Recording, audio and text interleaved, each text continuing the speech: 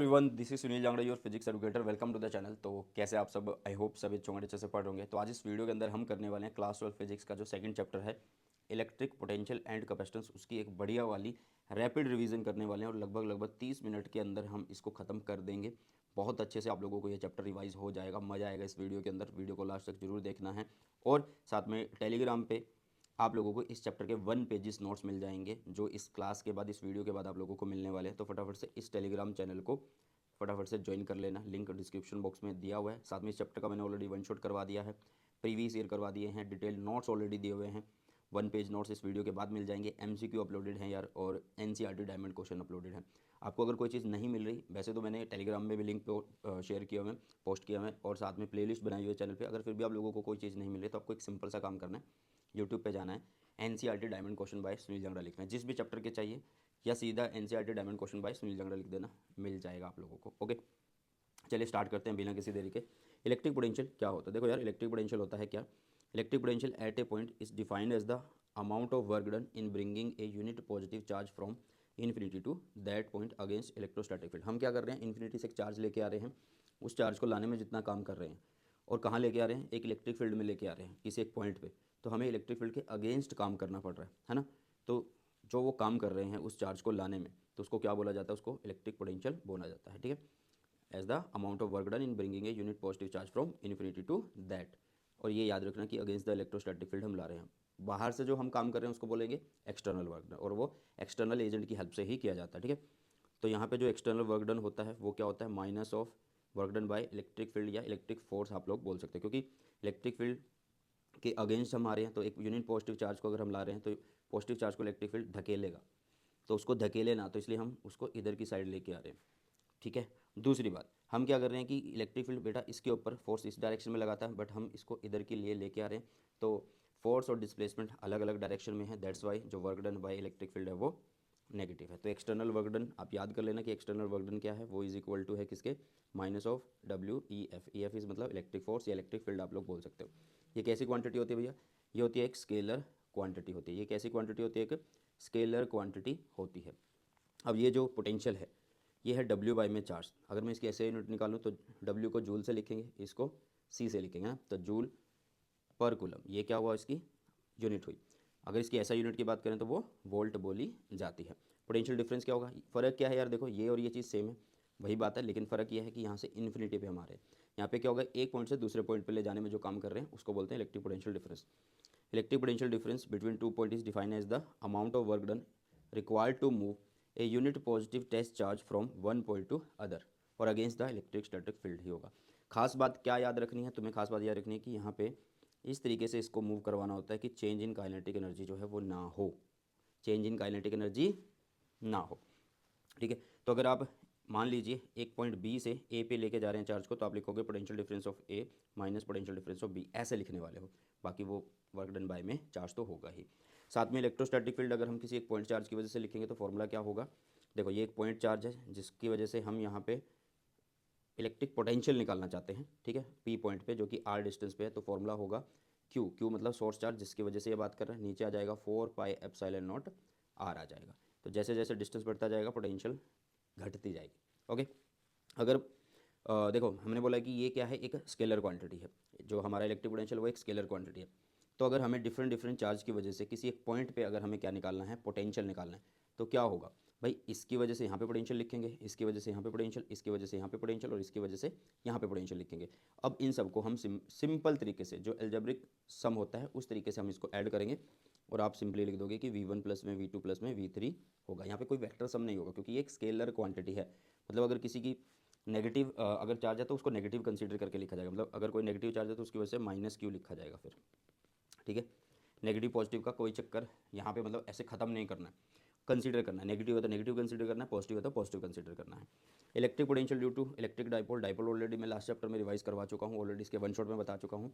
तो ये रहा आप लोगों के पास एक डाइपोल जो है माइनस क्यू से पॉजिटिव क्यू, इसकी जो लेंथ है वो 2a है। इसके सेंटर से अगर मान लो, देखो इन दोनों चार्जेस के बीच में से अगर मैं एक लाइन निकालता हूँ तो उस लाइन को बोला जाता है एक्सियल लाइन। और इसी लाइन पे अगर मैं किसी पॉइंट पे जो कि इसके सेंटर से r डिस्टेंस पे है, वहाँ पे अगर मैं पोटेंशियल लिखता हूँ तो वो बोली जाएगी पोटेंशियल एट एक्सियल, मतलब potential at a point on axial line. तो potential at any point on axial line लिखी जाती है ऐसे, P is the dipole moment, नीचे आएगा 4πε0, साथ में क्या आएगा आर स्क्वायर आने वाला है।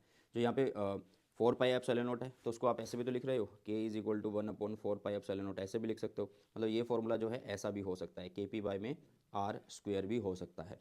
मेन फॉर्मूले में क्या आया था, मेन फॉर्मूले में स्क्वायर नहीं आता है, बट एक्सियल वाले में स्क्वायर आता है बेटा। अगर मान लो कोई तुमसे इक्विटोरियल पे पूछे तो डाइपोल के सेंटर से एक परपेंडिकुलर लाइन लगाएंगे, तो ये हुई इक्विटोरियल लाइन, और इस पर कोई भी पॉइंट, तो हम क्या करेंगे, यहाँ से यहाँ पे पोटेंशियल लिखेंगे भैया, यहाँ से यहाँ पे पोटेंशियल लिखेंगे। अगर ये डाइपोल के बिल्कुल मिड से हम ले रहे हैं और बिल्कुल इसे परपेंडिकुलर है, तो ये डिस्टेंस और ये डिस्टेंस तो बराबर होने वाले हैं। तो मतलब यहाँ का पोटेंशियल यहाँ पे और यहाँ का पोटेंशियल यहाँ पे बराबर होगा। फ़र्क क्या है, एक नेगेटिव का होगा एक पॉजिटिव का होगा, दोनों जब यहाँ पे जाके मिलते हैं तो वो टोटल सम जो आता है वो जीरो आता है। तो दैट्स वाई एट इक्विटोरियल आप बोल सकते हैं कि जो पोटेंशियल होती है वो जीरो होती है। लेकिन एक्सियल और इक्विटोरियल के अलावा अगर मैं किसी पॉइंट पे निकालना चाहूँ, मतलब ना तो एक्सियल पे हो ना इक्विटोरियल पे हो, अगर मान लो मैं किसी पॉइंट पे निकालना चाहता हूँ तो क्या करेंगे, तो जैसे सिंपल तरीका वही कि भैया ये एक डाइपोल मोमेंट है पी, पहले इसको रिजोल्व करेंगे इस साइड, तो इधर क्या आएगा, इधर आएगा पी कोस थीटा, इधर करेंगे रिजोल्व तो इधर आएगा पी साइन थीटा। अब जो ये वाला डाइपोल है इसके लिए ये पॉइंट इक्विटोरियल का काम कर रहा है, तो इसकी वजह से तो पोटेंशियल क्या होने वाला है, जीरो होने वाला है। और ये वाले डाइपोल की वजह से इसी लाइन पे हम देख रहे हैं, इसी लाइन पे देख रहे हैं ना, तो ये एक्सियल का होने वाला है। अब क्या करेंगे, एक्सियल के लिए हमें पता है कि क्या होता है, के पी बाय में आर स्क्वायर होता है, बट अब क्या है, के पी अकेला नहीं है, अब कोस थीटा भी आ रहा है, तो दैट्स वाई उसके फॉर्मूले में K P cos theta by R square है। और के को आप ओपन कर सकते हो, कैसे लिख सकते हो, 1/4πε0 आर स्क्वायर से लिख सकते हो। तो ये हुआ electric potential due to an electric dipole.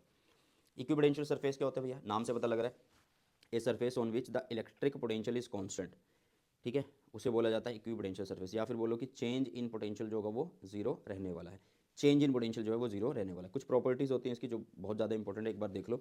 जो इलेक्ट्रिक फील्ड लाइंस होती हैं भैया वो हमेशा परपेंडिकुलर होती हैं इक्विपोटेंशियल सरफेस के। जैसे कि मान लो ये हमने एक पॉजिटिव चार्ज बनाया है, इससे पहले तुम क्या करो, फील्ड लाइंस बना लो, ऐसे ऐसे क्या बना लो, फील्ड लाइंस बना लो, ठीक है, ऐसे फील्ड लाइंस तुमने बना ली। अब फील्ड लाइंस बना ली है तो उसके बाद इस चार्ज से आर डिस्टेंस पे यहाँ पे पोटेंशियल सेम होगा, सेम चार्ज से आर डिस्टेंस पे यहाँ पे पोटेंशियल सेम होगा, आर डिस्टेंस से यहाँ पे पोटेंशियल सेम होगा, यहाँ पे भी, यहाँ पे भी, यहाँ पे भी, यहाँ पे भी। तो हम इसको मिला देंगे, ये क्या बन गया, पूरा सरफेस बन गया। तो ये कहलाता है इक्विपोटेंशियल सरफेस। सिमिलरली नेक्स्ट थोड़े और डिस्टेंस पे देखेंगे, सिमिलरली और डिस्टेंस पे देखेंगे, तो हो क्या रहा है कि जो ये हमारे पास इक्विपोटेंशियल सरफेस बने हुए हैं ये क्या है, हमेशा परपेंडिकुलर है किसके, इलेक्ट्रिक फील्ड लाइंस के। अब क्या होता है कि हमने बोला कि यहाँ पे पोटेंशियल कैसी रहती है, सेम रहती है।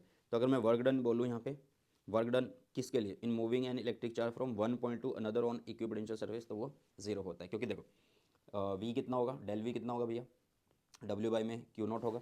अगर मैं वर्क डन निकालूँ तो डेल वी क्यू नॉट होगा। तो डेल वी यहाँ पे कितना है, डेल वी यहाँ पे कितना है, आप बोलोगे चेंज इन पोटेंशियल यहाँ पे जीरो है, तो जीरो है तो वर्क डन जीरो है। या अगर आप इसको V2 माइनस V1 लिखोगे तो V2 माइनस V1 दोनों पॉइंट्स पे पोटेंशियल सेम रहने वाला, तो वो भी जीरो आएगा। तो दैट्स वाई वर्क डन की वैल्यू कितनी है भैया, जीरो है। लास्ट देखिएगा, two equipotential surface can never intersect one another, एक दूसरे को कभी भी इंटरसेक्ट नहीं कर सकते।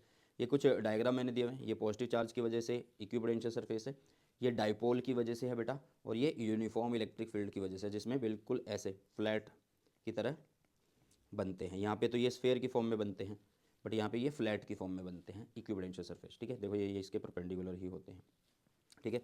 कुछ एक रिलेशन है जो आप लोगों को याद करना है electric field and electric potential के बीच में। यूनिफॉर्म इलेक्ट्रिक फील्ड में अगर क्या कर रहे हैं, यूनिफॉर्म इलेक्ट्रिक फील्ड क्या होता है, जिसमें इक्वी डिस्टेंस पैरेलल लाइन होती है ये, ठीक है, इक्वी डिस्टेंस पैरेलल लाइन होती है। इसमें क्या कर रहे हैं कि एक चार्ज को यहाँ से यहाँ लेके जा रहे हैं, एक से दो पे लेके जा रहे हैं, और कितना डिस्टेंस कवर कर रहे हैं, डेल आर एक डिस्टेंस कवर कर रहे हैं। देखो अभी ये यहाँ से अगर यहाँ ले जाना है तो इसको इलेक्ट्रिक फील्ड एकदम से भगा देगा, एकदम से इधर भगा देगा, है ना। तो भैया नहीं, इसको बड़ा स्लोली लेके जाना है। डेल मतलब जो डेल के ई है, मतलब डेल के ई का मतलब चेंज इन काइनेटिक एनर्जी वो जीरो होना चाहिए। तो वो कब आएगा, तो इसको धीरे धीरे धीरे धीरे उधर कब ले जाया जा सकता है, जब इसके इधर की तरफ एक फोर्स लगाई जाए, है ना, मतलब एक एक्सटर्नल वर्क डन हमें यहाँ पे करना होगा। तो यहाँ पे अगर मैं लिखूँ 2 पे जा रहे हैं 1 से, तो V2 माइनस V1 अगर मैं लिखता हूँ तो वो होगा W एक्सटर्नल बाय में Q नॉट, Q नॉट को ही लेके जा रहे हैं 1 से 2 पे, ओके। अब जो W एक्सटर्नल है, W को कैसे लिखते हैं, फोर्स डॉट डिस्प्लेसमेंट, मतलब F डॉट DS लिखते हैं या F डॉट D लिखते हैं हम। अब यहाँ पे फोर्स किस साइड है, इस साइड, डिस्प्लेसमेंट किस साइड है, इस साइड, तो इसलिए यहाँ पे आ गई ये माइनस, इसलिए आ गया यहाँ पे माइनस। बाकी सब चीज़ें सेम है, डॉट आर वही है, नीचे क्यू नॉट है, क्यू नॉट से क्यू नॉट कट गया है। भाई फोर्स को क्यू नॉट ही कैसे लिखा, अरे भाई इलेक्ट्रिक फील्ड में पढ़ा तो था, एफ बाई में क्यू नॉट होता है या एफ बाई में चार्ज होता है, ठीक है। तो जो चीज़ कट रही है उसको कट कर दिया हमने, हमारे पास एक रिलेशन आ गया भैया, del V is equal to minus E dot del are.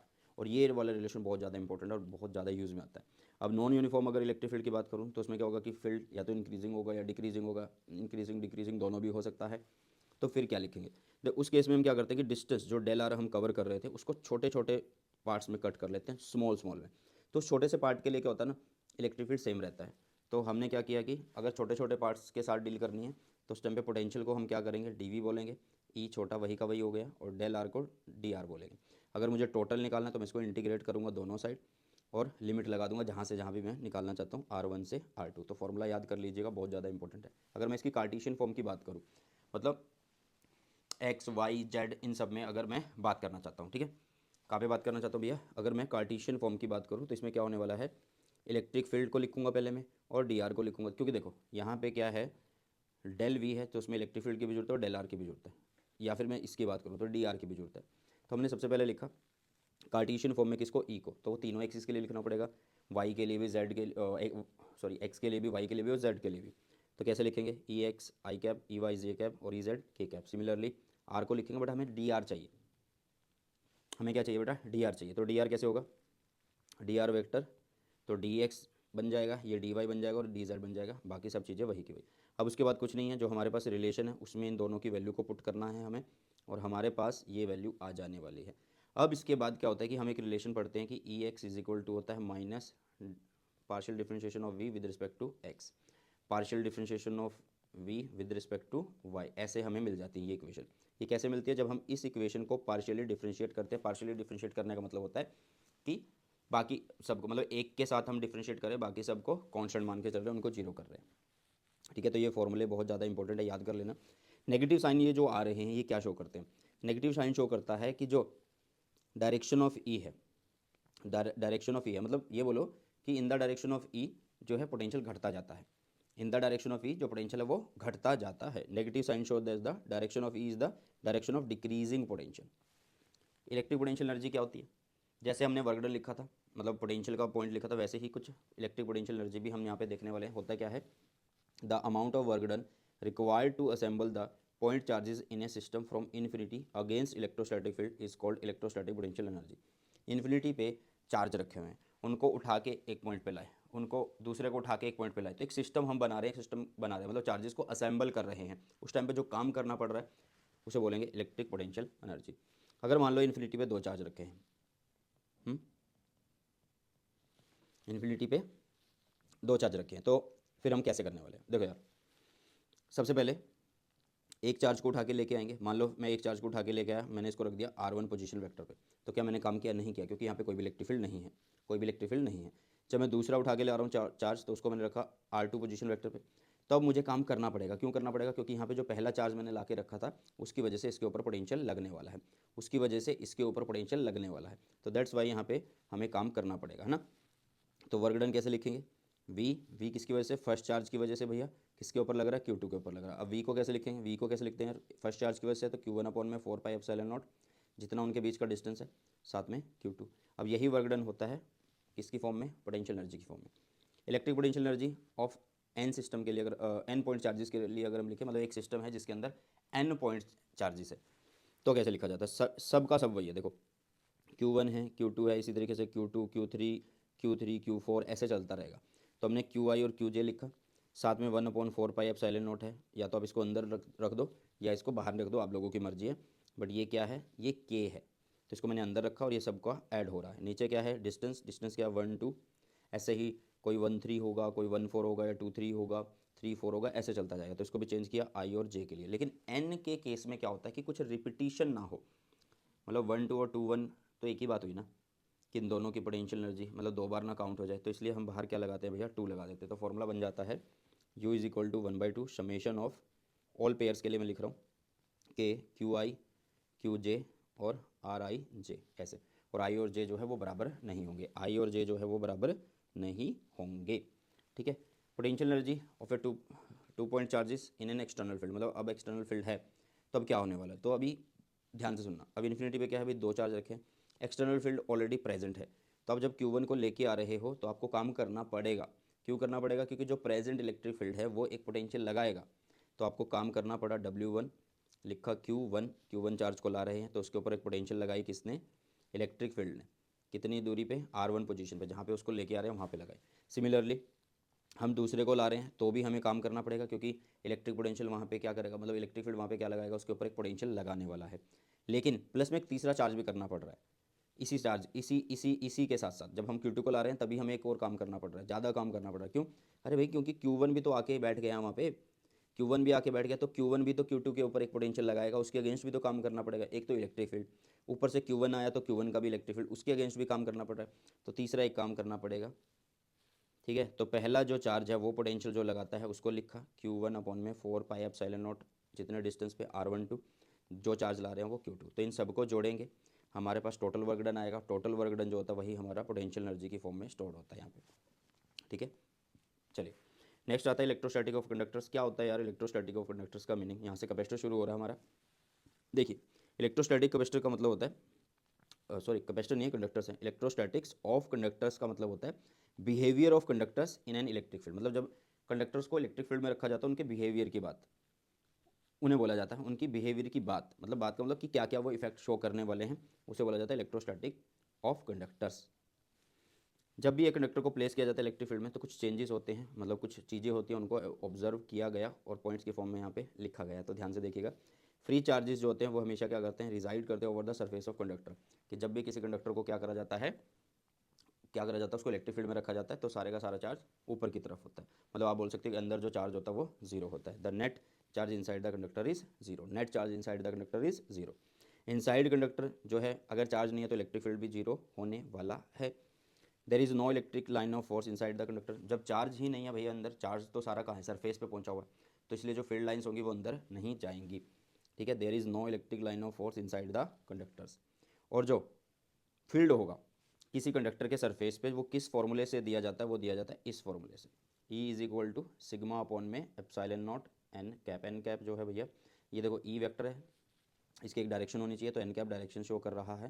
ठीक है, और ये क्या होगा, परपेंडिकुलर होगा, मतलब नॉर्मल होगा to the surface and in outward direction होगा, इन आउटवर्ड डायरेक्शन होगा। ठीक है, इलेक्ट्रिक फील्ड जो होती है वो हमेशा क्या होगा, सरफेस के वो नॉर्मल होगा। मतलब कोई भी अगर सरफेस है उस पर चार्ज कहाँ है, सरफेस पे कोई भी हमने बॉडी ली, कोई भी कंडक्टर लिया तो उसके सरफेस पे चार्ज पहुंचा हुआ है, तो चार्ज से फील्ड हमेशा ऐसे होगा कि वो इसके साथ एक एंगल बना रहा होगा, किसी भी उस पर हो ये एंगल ही बनेगा 90 डिग्री, मतलब नॉर्मल ही रहने वाला है। अब अंदर इलेक्ट्रिक फील्ड क्या है भैया, जीरो। अगर अंदर इलेक्ट्रिक फील्ड जीरो है तो इसका मतलब जो चेंज इन पोटेंशियल है वो जीरो आ रहा है। चेंज इन पोटेंशियल का मतलब है कि अंदर जाइए आप, ठीक है, सरफेस कंडक्टर के सेंटर पे पहुंचिए, कहीं मिड में आइए या बिल्कुल सरफेस पे आइए, तो पोटेंशियल सेम रहने वाला है। The electric potential inside the conductor and over it surface remains same.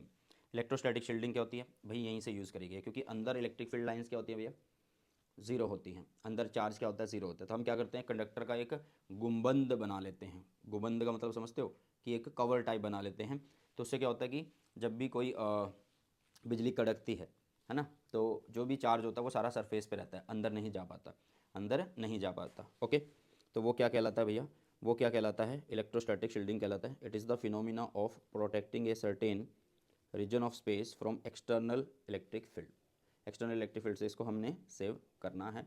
मतलब कोई भी चीज़ है, कोई भी जैसे गाड़ी है, तो गाड़ी बढ़िया एग्जांपल है इसका, है ना। तो गाड़ी के अंदर अगर तुम बैठे हो और बिजली कड़क रही है तो तुम्हें कुछ नहीं हो सकता, मतलब अगर भगवान चाहे तो कुछ भी कर सकता है, लेकिन अकॉर्डिंग टू फिजिक्स अगर हम देखें तो कुछ नहीं होगा, क्योंकि जो भी चार्ज होगा तो वो ऊपर की तरफ रिजाइड करेगा, अंदर नहीं आएगा। अंदर नेट इलेक्ट्रिक फील्ड कितना होने वाला बेटा जी, जीरो होने वाला है। यार आप बोलोगे नेट चार्ज अंदर कितना होने वाला है, जीरो होने वाला है। डाइलेक्ट्रिक क्या होता है यार, क्योंकि हम यहाँ पे कैपेसिटर पढ़े तो डाइलेक्ट्रिक को यूज़ करेंगे। तो डाइलेक्ट्रिक जो होते हैं वो होते हैं नॉन कंडक्टिंग सब्सटेंस। ये क्या होते हैं, नॉन कंडक्टिंग सब्सटेंस होते हैं। और जैसे कंडक्टर्स के पास फ्री इलेक्ट्रॉन्स होते हैं ना, या चार्ज कैरियर्स होते हैं, इनके पास नहीं होते। दे हैव नो, या फिर नेग्लिजिबल, बहुत कम होते हैं क्या, नंबर ऑफ चार्ज कैरियर्स को। ये दो तरीके के होते हैं, polar and non polar. Polar का मतलब है, देखो पोलर से नाम से पता लग रहा है कि पोल होगा, इसका मतलब है a polar molecule is one in which the centre of positive and negative charge are separated. मतलब इनमें क्या होगा कि सेंटर ऑफ पॉजिटिव और नेगेटिव चार्ज जो है वो कंसाइड नहीं कर रहा है, कॉन्साइड नहीं कर रहा है, वो अलग अलग है। ठीक है, सेपरेटेड है एक स्मॉल डिस्टेंस से। तो इनके पास एक डाइपोल मूवमेंट है, मतलब यहाँ पे अगर इलेक्ट्रिक फील्ड नहीं भी है तो इनके पास एक डाइपोल मूवमेंट होती है। A polar molecule has a permanent dipole movement. Example दिए हुए देख लेना, वाटर एंड HCl।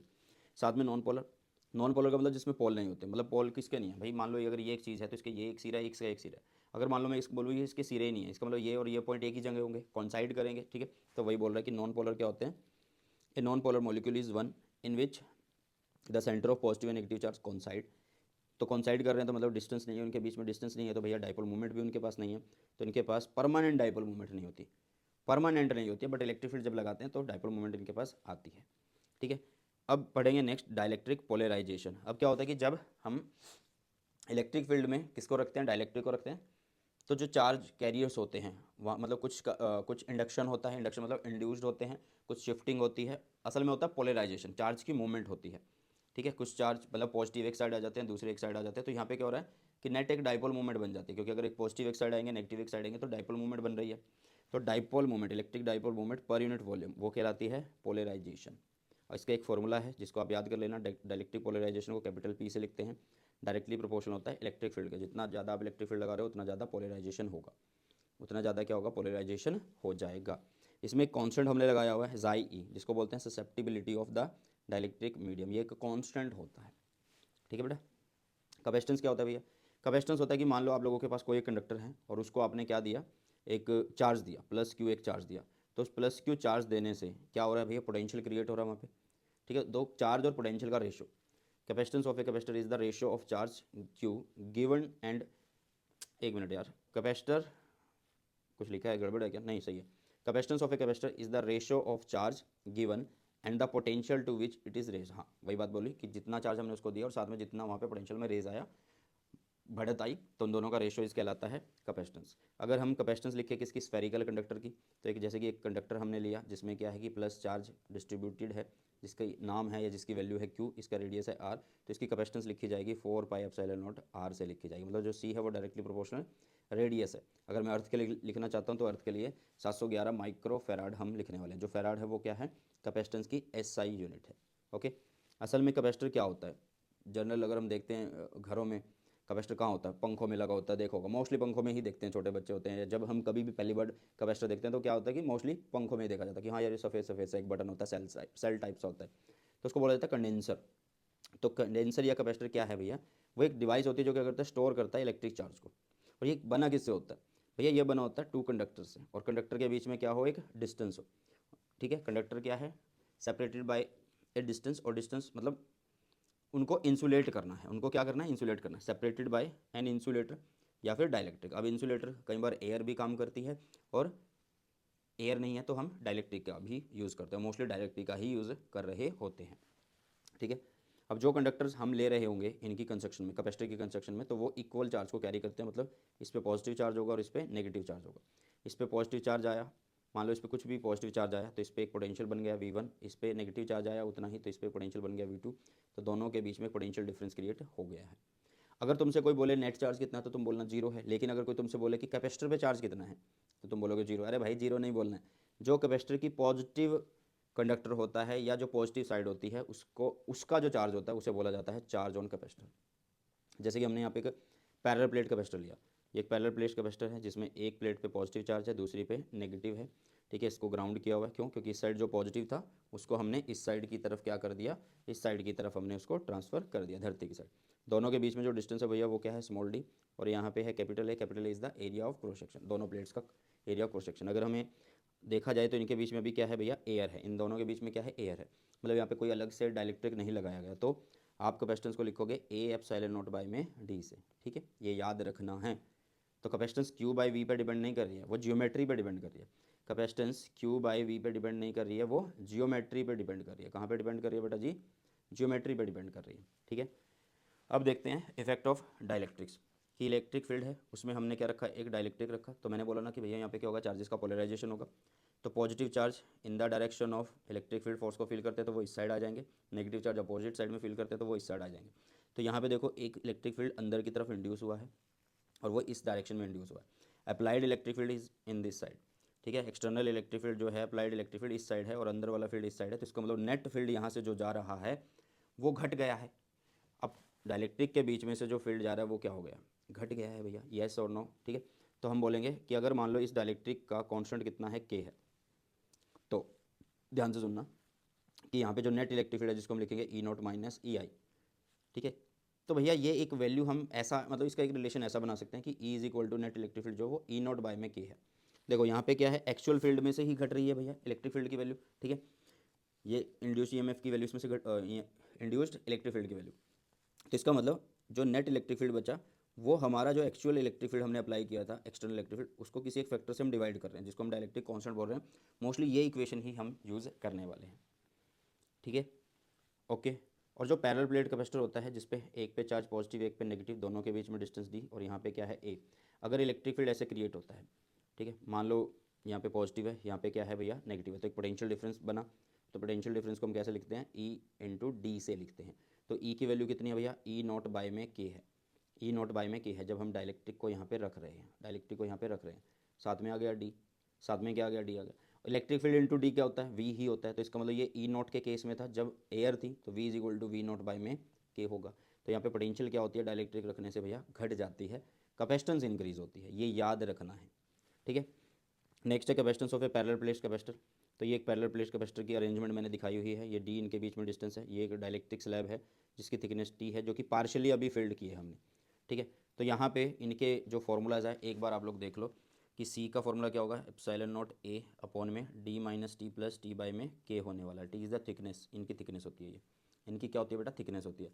कंप्लीटली अगर फील्ड है पूरे के पूरे में अगर ये फील्ड है तो उसका मतलब है टी जो है वो डी के बराबर हो जाएगा। तो D minus D plus T की वैल्यू भी डी, तो ये इससे कट के चला गया ऊपर, मतलब जब इसको पूरे में फिल्ड कर दिया जाता है तो कैपेसिटेंस के टाइम्स हो जाती है। और वही देखो के टाइम्स हो गई, ये देखो के टाइम्स हो गई, ये के टाइम्स हो गई, क्योंकि ये तो एयर के केस में थी ना जब यहाँ पे कुछ भी नहीं लगाया था हमने, जब कुछ भी नहीं हमने यहाँ पे लगाया था।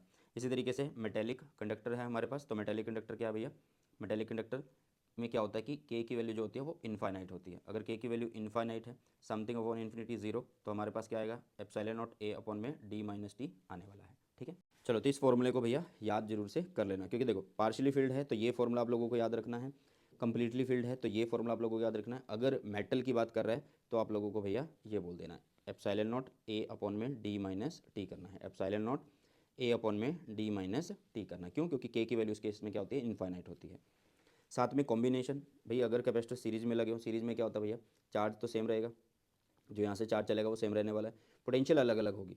तो डेरिवेशन कैसे करनी है, जो चीज़ अलग अलग है ना भैया उसी को पकड़ना है। अब तुम्हें पता है कि सी की वैल्यू क्या होती है क्यू बाई में वी, अगर मैं वी निकालूंगा तो क्यू बाई में सी बनेगा।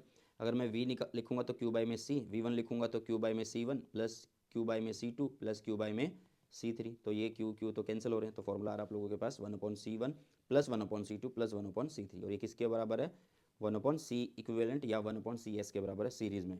तो सीरीज़ में ऐसे बनेगा कॉम्बिनेशन। अगर पैरेलल हो तो पैरेलल में क्या होता है कि भैया चार्ज डिवाइड होता है, तो चार्ज से डील करेंगे।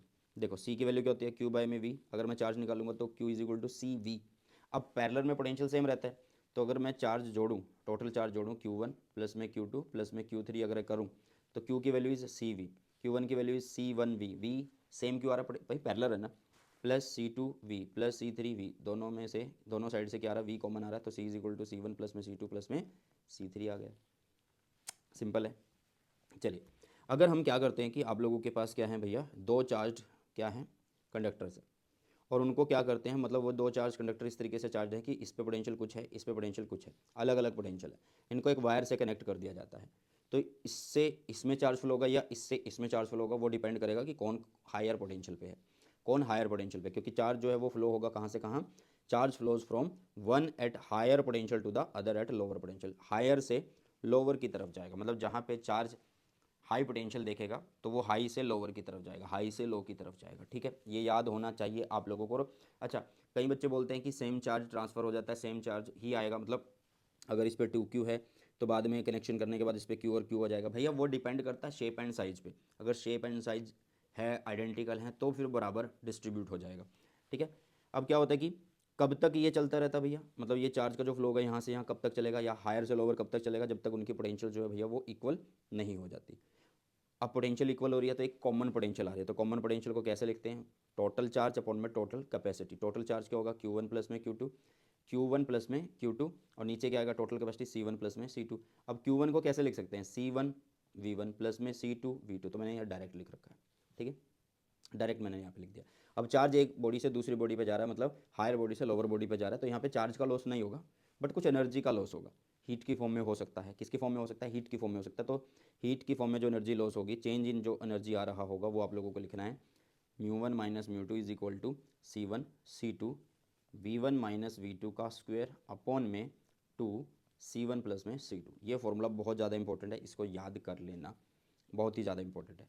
एनर्जी स्टोर्ड का जो है भैया आप लोगों के पास डेरिवेशन नहीं है, सिर्फ आप लोगों को पता होना चाहिए कि एनर्जी स्टोर्ड कैसे होता है और उसके फॉर्मूलाज आप लोगों को पता होने चाहिए। तो एनर्जी स्टोर्ड जो होती है कैपेसिटर के अंदर, उनके जो फॉर्मूले हैं वो लिखे जाते हैं हाफ CV², हाफ QV से, ठीक है, और साथ में हाफ Q² C से लिखा जाता है, हाफ Q² C से लिखा जाता है। ये फॉर्मूले कैसे बने हैं, ये एक फॉर्मूला बना, इसी फॉर्मूले में हमने वैल्यूज़ को चेंज किया। जैसे कि अगर मैं C की वैल्यू क्या है, Q बाय में V है, अगर मैं यहाँ पे Q बाय में V रखता हूँ तो ये V इसको कट कर देता तो हाफ QV बच गया। सिमिलरली यहाँ पे मैं V की वैल्यू को पुट करूँगा, देखो C इज इक्वल टू क्या होता है, Q बाय में V अगर मैं पुट करूँगा तो Q बाय में C होगा यहाँ पे, तो Q बाय में C, तो Q² बाय में 2C बन गया। ऐसे एनर्जी डेंसिटी होता है, एनर्जी डेंसिटी होता है energy stored in a capacitor पर यूनिट वॉल्यूम, पर unit volume, energy stored in a capacitor पर यूनिट वॉल्यूम।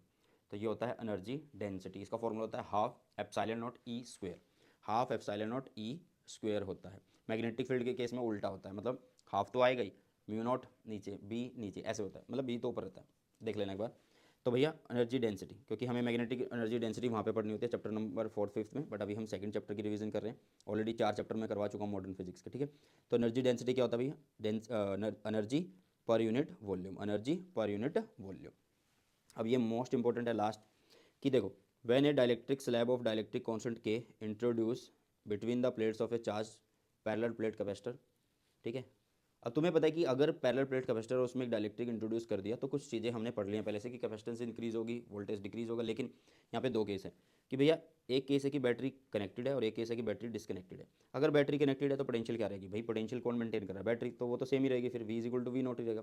अच्छा, यहाँ पे जितने भी ये नोट लिखे हुए ना, ये कौन सा केस है, ये एयर के केस है। जब मैंने दो प्लेट्स के बीच में एयर रख रखी थी, एयर फिल कर रखी थी, तो उस टाइम पे जितने भी कैपेसिटेंस, इलेक्ट्रिक फील्ड, V की मैं बात करूँगा, वो सारों के साथ मैं नोट लगा रहा हूँ, ठीक है। तो पोटेंशियल डिफरेंस बैटरी मेंटेन करिए तो V is equal to V not ही रखेंगे। अब डाइलेक्ट्रिक रखा हुआ है तो कॉमन सी बात है कि भैया K टाइम्स हो जाएगी कैपेसिटेंस एयर के मुकाबले, तो इंक्रीज़ हो गई। चार्ज भी बढ़ेगा, क्योंकि देखो Q इज इक्वल टू क्या होता है, CV, है ना। देखो C is equal to Q by में V, Q क्या होगा, CV होगा। अब V सेम है, C इंक्रीज़ हो गया है तो K टाइम्स हो रहा है, तो चार्ज भी इंक्रीज़ हो गया। इलेक्ट्रिक फील्ड बैटरी मेंटेन करिए तो भैया रिमेन्स अनचेंज्ड।